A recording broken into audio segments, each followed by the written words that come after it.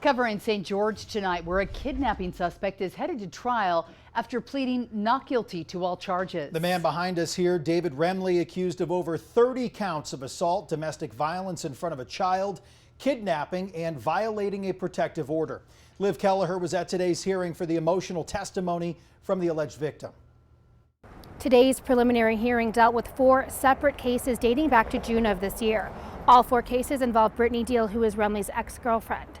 She took the stand 3 times today, recounting feelings of fear and confusion throughout her relationship with Remley, starting with why she failed to appear for a court hearing that would keep a protective order in place.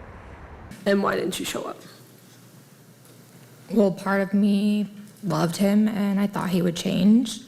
And also, I just felt like he kind of had complete control at that point. The longest testimony dealt with the alleged kidnapping on August 19th, where Deal says Remley drove her and her children to Nevada against her will.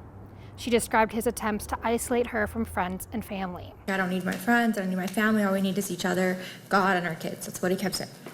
And then there'd be times that I'd say, no, this is crazy. I don't want to be here. I want to go back. I want to go home. But then I'd agree with him and say, yeah, maybe. So it was so wishy-washy back and forth. Why would you agree with him sometimes?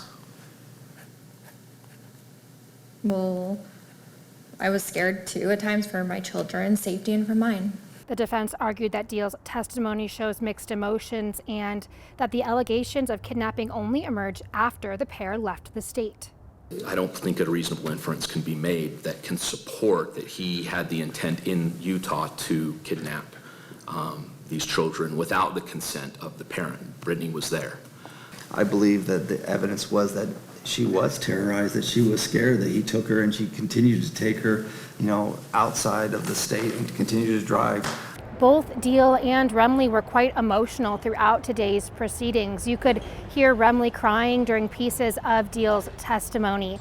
Like we mentioned earlier, he did plead not guilty to all of the charges in these cases, and the judge set a 5-day trial to come for that kidnapping case. If you'd like to read our past reporting on this story, visit our website at KUTV.com. In St. George, Liv Kelleher, KUTV 2 News.